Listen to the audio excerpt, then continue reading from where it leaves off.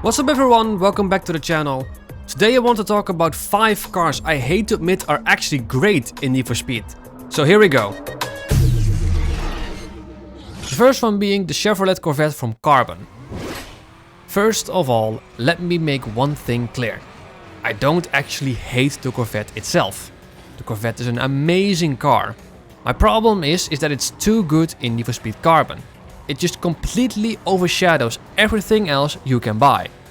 Back in my Carbon testing in 2020, the Corvette was over 2 seconds a lap faster than any other regular car in the game. 2 whole seconds, that's just utterly dominant. The issue with the Corvette in Carbon is that it has the most absurdly powerful acceleration out of any car, and the handling is decent, good even for a muscle car, but it hardly matters. By the time you reach the first corner, you've already pulled several seconds clear of your opponents, and the sheer thought of that acceleration just makes everything else irrelevant. And here is where it gets really frustrating. The moment you take away the Corvette, or NERFED, the top tier becomes insanely competitive.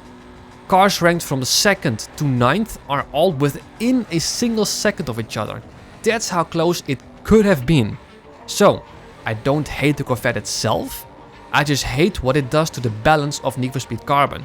Without the Corvette, we'd have a beautifully diverse Tier 3 lineup, but because the Corvette exists, there is no debate. The Corvette is the meta car, and to be honest, that just kills the fun a bit.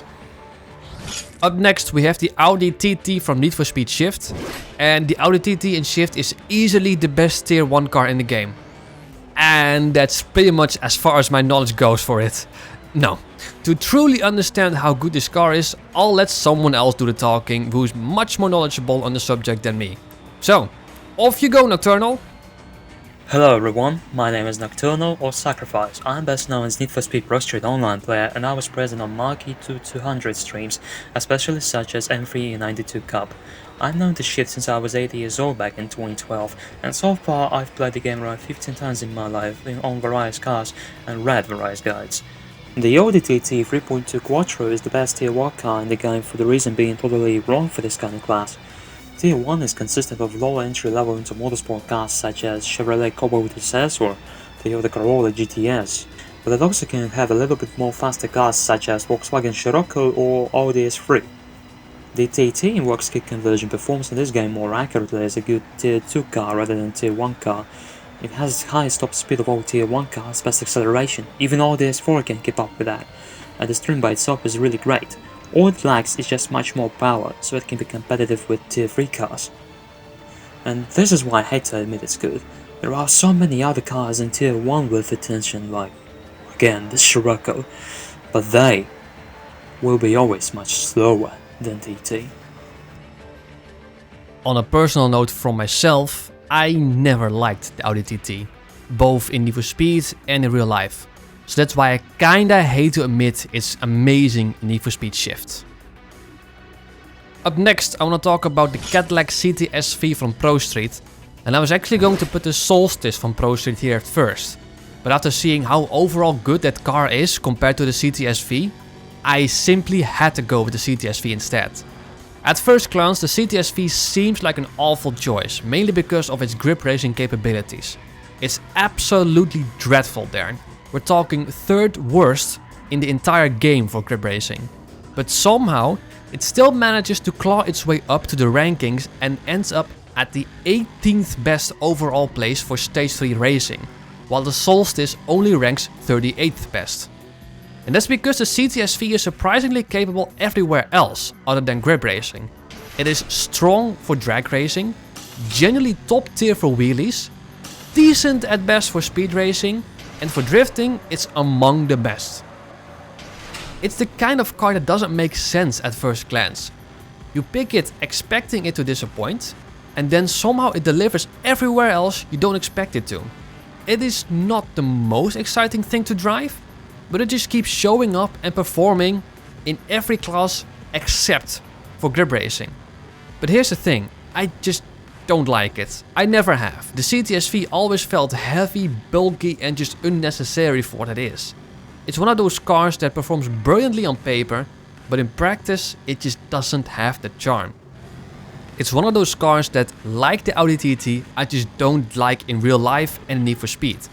But I just can't deny the amazing performance it shows, even despite its grip racing capabilities. Up next we have the Lotus Elise in Need for Speed Shift, and yeah, once again, just like the Audi TT we talked about earlier in the video, I only know that the Lotus Elise is the best tier 2 car in the game, so once again I'll let Nocturnal do the talking here. The Lotus Elise 111R is the best tier 2 car in the game for any other wrong reason. Despite having the least amount of horsepower of all tier 2 cars after upgrades and works kit conversion, it has the lowest weight of them all, even lower than tier 3 Lamborghini Murcielago P640 with its 900 kg weight compared to 792 kg that the Elise has. All those benefits though come at a price. It probably has the lowest top speed of all works kit cars, just at 230-240 km per hour if you don't set up the car. But consider that 70% of tracks in-game are short fast tracks, this isn't really an issue. And this is why I also hate to admit it's good. It's probably one of the top 10 cars in the game, and that makes all tier 2 cars being practically useless apart from Chevrolet Camaro SS from the same tier, which can overtake the Elise if you're lucky enough or good enough.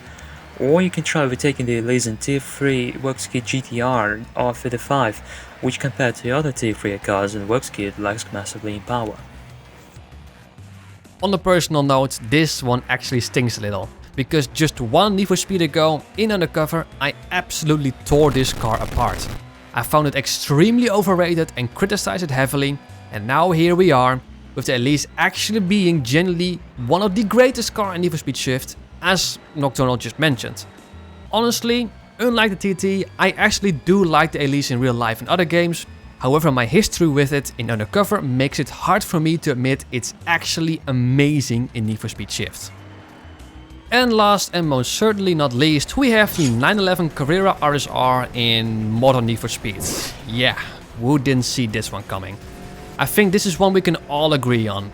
Ever since Need for Speed 2015, this car has just been uber dominant. It's overpowered in 2015, it's overpowered in Payback, it's overpowered in Heat, and it's still overpowered in Unbound. That is 4 games in a row where this thing has been the go-to car for anyone who wants to win. And honestly, I'm just sick of it. The 911 Carrera RSR corners like it's on rails. It accelerates faster than most muscle cars, and it barely needs any skill to master it. You can hop in, drive pretty much at half asleep, and still be super competitive, and that is the problem. There is no challenge, no excitement. It is simply too good. And the worst part in my opinion is that it completely kills the car variety online. I mean, honestly, you could build anything, a tuned Skyline, a fully kitted RX-7, a McLaren P1, an F1, a LaFerrari, it simply doesn't matter. You'll simply just end up racing against a grid full of RSR sweats every single bloody time. So yeah, I hate to admit it, but it's a fantastic car. It's just balanced in the completely wrong and massively overpowered way. And when you compare it to the hypercars like the Regera, the McLaren F1, the P1, the LaFerrari, the whatever, the Huracan, whatever, it just doesn't make sense. And that's the thing, 911 Carrera RSR simply shouldn't be this good. It needs to be absolutely slammed with the nerf hammer in the next Need for Speed. But honestly, at this point, if the devs still can balance it properly the next Need for Speed, I'd rather they just have it leave it out of the game altogether. So those were my pick for 5 cars I absolutely hate to admit are actually great in Need for Speed. There were some other cars that could have been in this list. Do you think I missed a car that deserves a spot in this list? Drop it in the comments. Also, if you have a suggestion for a similar video, please let me know, as I do want to keep making these types of videos. For now, this has been Marky2200, thank you so much for watching. Don't forget to like and subscribe, as that genuinely is appreciated. I hope to see you guys very soon, but until then, take care.